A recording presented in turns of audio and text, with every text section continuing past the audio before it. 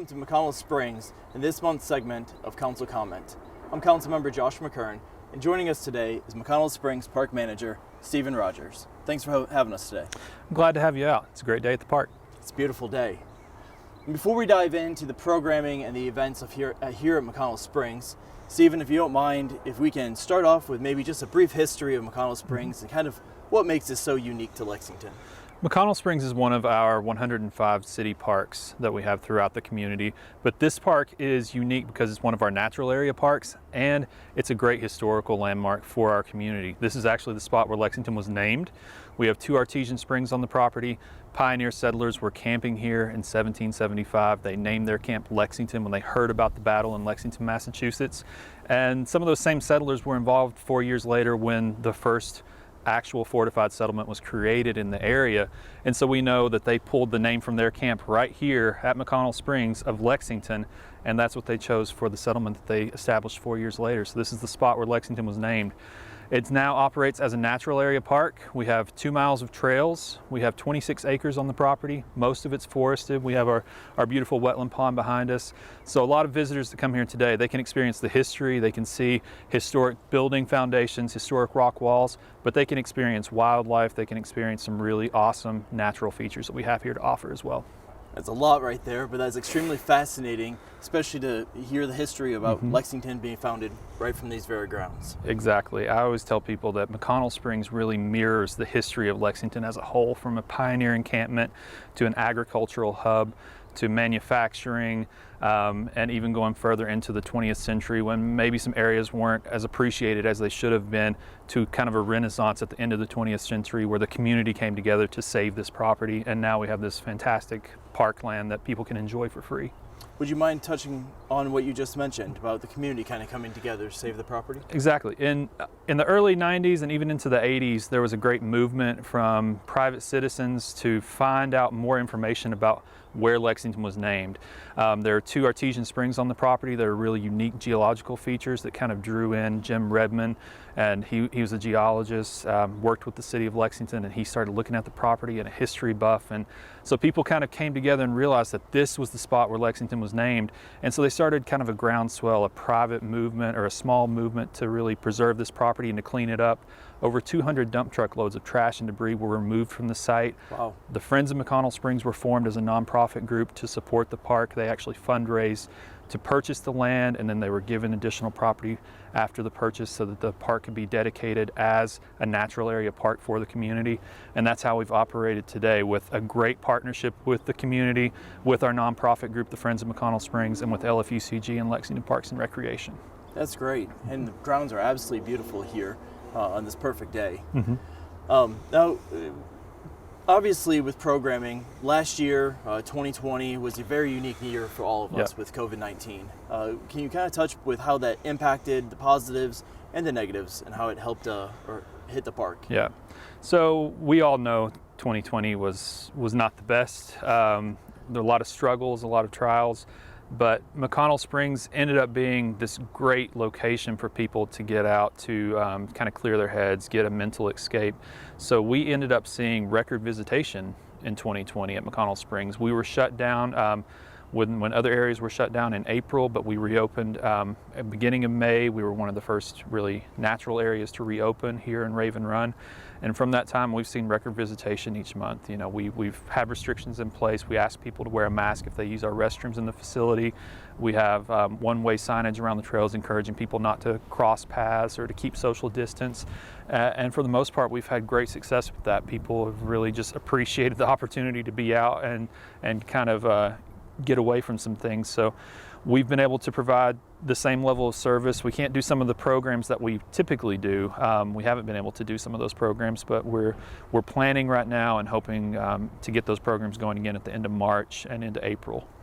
Well, with that segment there, if you don't mind, let's steer into some of the programming that you have planned for 2021. So our plan right now, we want to get people back into our programs. I have a fantastic staff here, and that's what they want to do. They want to interact with the public, do those programs. So we're planning mini programs, not just here, but at Raven Run and a few other areas, a few other parks around the community. So they're going to be smaller programs. We're going to keep group sizes limited to 10 people. We're going to keep people outside. They're not going to be indoors.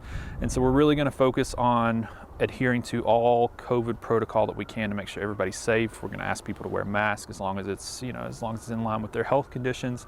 And we're going to make sure that people are safe, distance, and that we're providing the best quality program that we can. We're going to start off with some of our typical nature programs, so guided night hikes. We're going to have a few tree ID programs, wildflower programs at Raven Run, some history programs, and really just try to get back into the flow of what we typically provide for the community as an environmental education resource.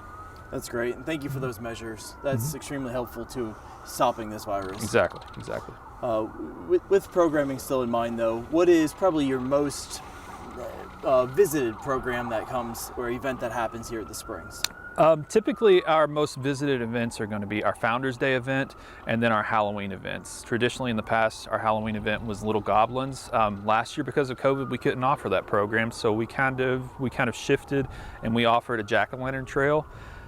That was a wildly successful event, and we really want to incorporate that moving forward. We're trying to find a positive out of that situation last year. That was a great event. We had over 2,100 people that came out and visited over 4 nights. It was socially distanced. People could reserve a spot to come out and walk the trails. So we want to continue that moving forward because we had over 600 pumpkins that were carved and donated from the community. It was a community event, and then over $3,600 was fundraised through that event, through donations from citizens, to go back to nonprofit groups that support McConnell Springs and our cultural arts program. So it was a fantastic event. We want to continue that, and of course get back to our Founders Day event moving forward that celebrates the history of McConnell Springs and the history of Lexington as a whole. That's great. Thank you for that. Halloween, the pumpkin trail that was here, that was absolutely fascinating. A little bit eerie to be out, but it was absolutely fascinating. So thank you all for doing that. I look forward to seeing it again this year. Yeah, we're really excited. Do you have any new additions to the park or any changes that happened last year that you'd like to mention? Yeah, we actually completed construction on a couple of projects last year. So we have a new overlook at the final sink that was completed in 2019, and we completed some steps to that project last year. So it's more of a safe area now. In the past, it was kind of a slopey area, not a great space for school groups or for people with limited mobility. So now we have a beautiful overlook in that area that was completed through a partnership with UK's Engineers Without Borders, and we replaced a bridge in that same area last year. The staff here, Kenny Black, I'll give him a shout out. He did a great job working on that bridge and replacing it with a new bridge that's fantastic. And we actually even cut a couple of new trails last year. One of them is right behind me, just to kind of give people more opportunity to spread out. And we did that just because of COVID protocol and just to give a good one-way path around the trail system. That's great. And in total, with the path system, how much is walking trail? We have just under 2 miles of trails total. Our main trail is a hard surface paved loop, so most of the trail is asphalt. We do have a boardwalk section and a gravel section. And I should mention one other great project that was completed last year were the tree crutch structures at our bur oak tree that supported the bur oak through the ice storm. The bur oak's still standing, and that was the intention of that project. And so we luckily got that in just in time last year, in February of last year, and it supported the tree this year. That's great. And besides having those additions to the park, about a year and a half ago, you had mentioned before about a mink. Some minks joining us here. Exactly. Do we have any other new additions in the animal realm? We've been seeing a lot of animal activity. The animals weren't aware of social distancing or anything, so they've continued their typical behaviors. We see a lot of deer throughout the park. The mink were a new addition that we saw, like you said, about a year and a half ago. They just appeared. So we've continued to see some great wildlife activity. We have a beehive that is being supported by the Friends of McConnell Springs. We're going to have a second beehive installed this spring in 2021. The bees are being very active. They're providing a great program opportunity and educational opportunity for people to observe just on their own.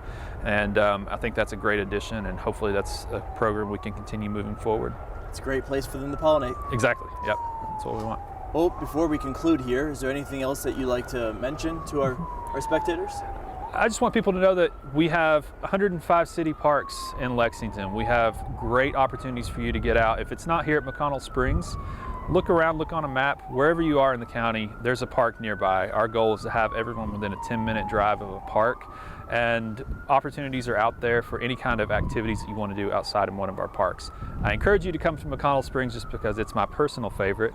When you come out, make sure that you come and be curious. Look at the animals that we have in the park, look at the nature that we have here, and ask questions. We have a great staff here that are always eager to help and assist. Well, I'd like to thank Stephen Rogers for his time today and joining us and hosting us here at the Springs. And I'd also like to thank the Friends of McConnell Springs, Lexington Parks and Recreation, their staff, and Lex TV for being here and making this possible for us today. Thank you all for watching.